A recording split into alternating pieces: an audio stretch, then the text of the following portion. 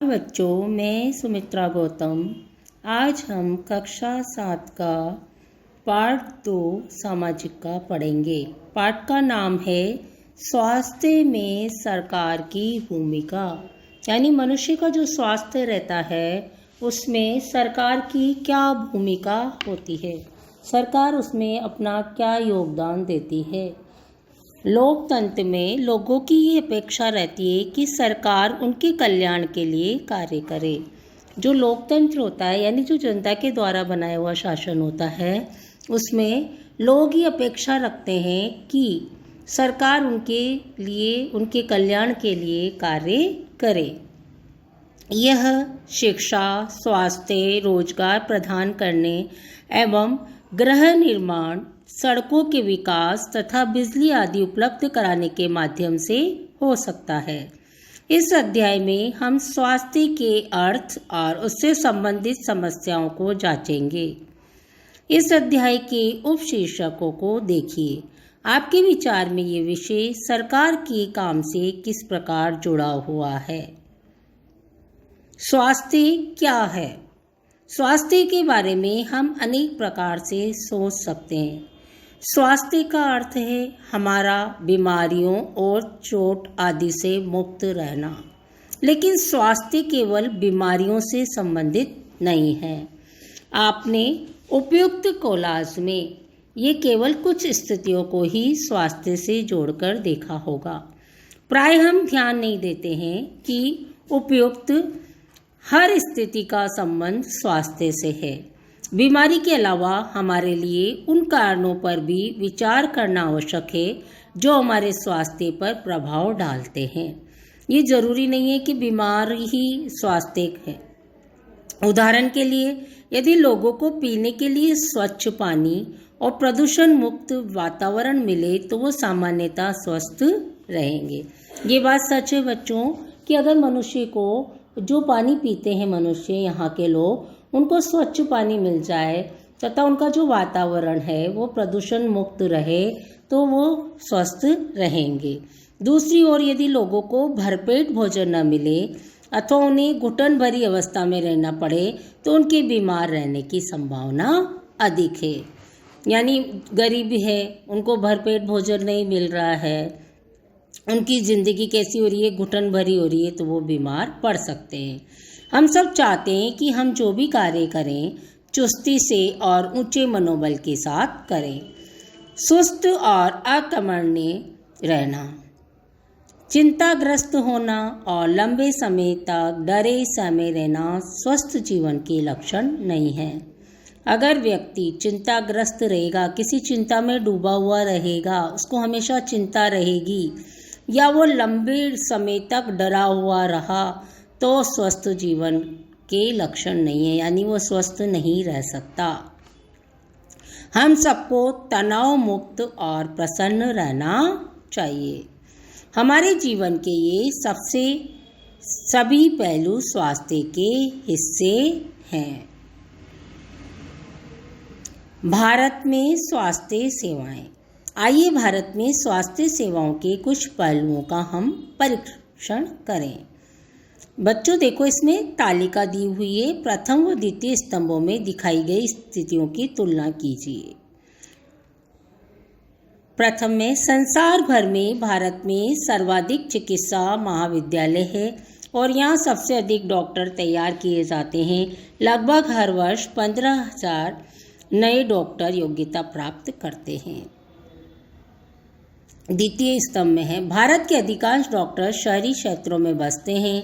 ग्रामवासियों को डॉक्टर तक पहुंचने के लिए लंबी दूरी तय करनी पड़ती है। ग्रामीण क्षेत्रों में जनसंख्या के मुकाबले डॉक्टरों की संख्या काफ़ी कम है। यानी गाँव में, ग्रामीण जो क्षेत्र है वहाँ पर जनसंख्या तो ज़्यादा है और डॉक्टर कम है, और डॉक्टर भी हैं तो वो कहाँ हैं, शहरी क्षेत्रों में है, तो उन्हें बहुत लंबी दूरी तय करके वहाँ आना पड़ता है। पिछले वर्षों के स्वास्थ्य सेवाओं की सुविधा में काफ़ी वृद्धि हुई है। सन 1950 में भारत में केवल 2,717 अस्पताल थे। सन 1991 में 11,174 अस्पताल थे। और सन 2000 में ये संख्या बढ़कर 18,218 हो गई। भारत में करीब 5 लाख लोग प्रति वर्ष तपेदिक से मर जाते हैं। तपेदिक होता है टीबी। स्वास्थ्य प्राप्ति से अब तक इस संख्या में कोई परिवर्तन नहीं आया है। जब स्वतंत्र हो गया, स्वतंत्रता प्राप्ति हुई, हमारा देश स्वतंत्र हो गया, तब भी अभी तक इस संख्या में कोई परिवर्तन नहीं हुआ है। अभी भी टीबी में इतने ही लोग मर रहे हैं टीबी की बीमारी से। हर वर्ष मलेरिया के लगभग 20 लाख मामलों की रिपोर्ट प्राप्त होती है। ये संख्या कम नहीं हो रही है। भारत में विदेशों में बहुत बड़ी संख्या में इलाज कराने हेतु चिकित्सा पर्यटक आते हैं। ये उपचार के भारत के कुछ ऐसे अस्पतालों में आते हैं जिनकी तुलना संसार के सर्वश्रेष्ठ अस्पतालों से की जा सकती है। हम सबको पीने का स्वच्छ जल उपलब्ध नहीं करा पा रहे।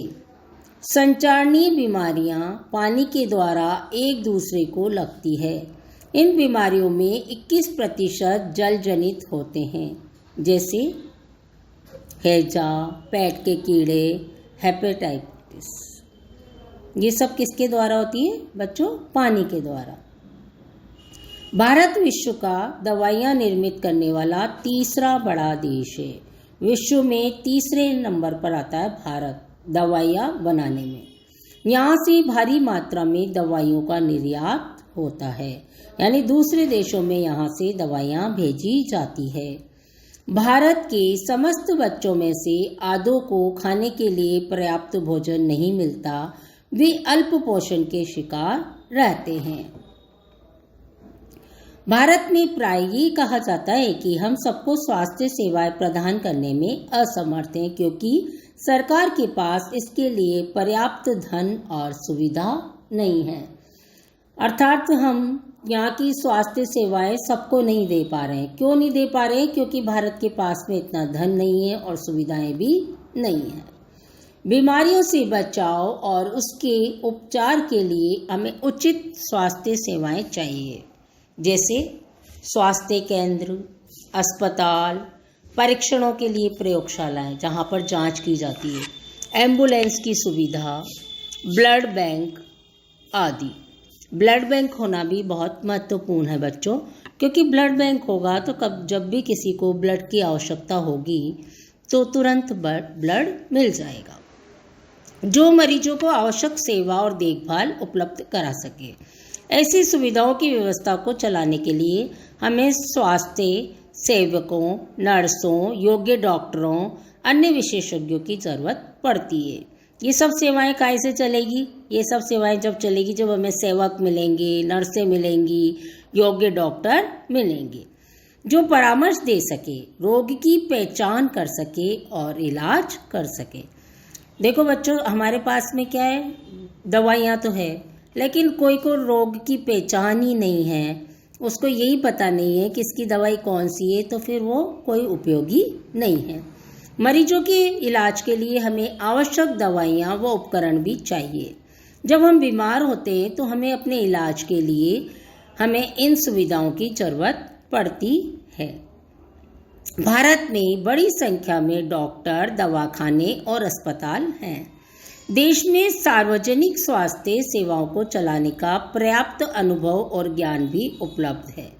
ये ऐसे चिकित्सालय और स्वास्थ्य केंद्र हैं जिन्हें सरकार चलाती है। जितने भी जो सरकारी चिकित्सालय हैं, स्वास्थ्य केंद्र हैं, सार्वजनिक स्थानों पर बने हुए हैं, उन्हें कौन चलाता है? सरकार चलाती है। सरकार अपनी जनसंख्या के एक बड़े भाग की देखभाल करने में समर्थ है, जो सैकड़ों और हजारों गांवों में फैली हुई है। इस विषय में हम बाद में अधिक विस्तार से चर्चा करेंगे।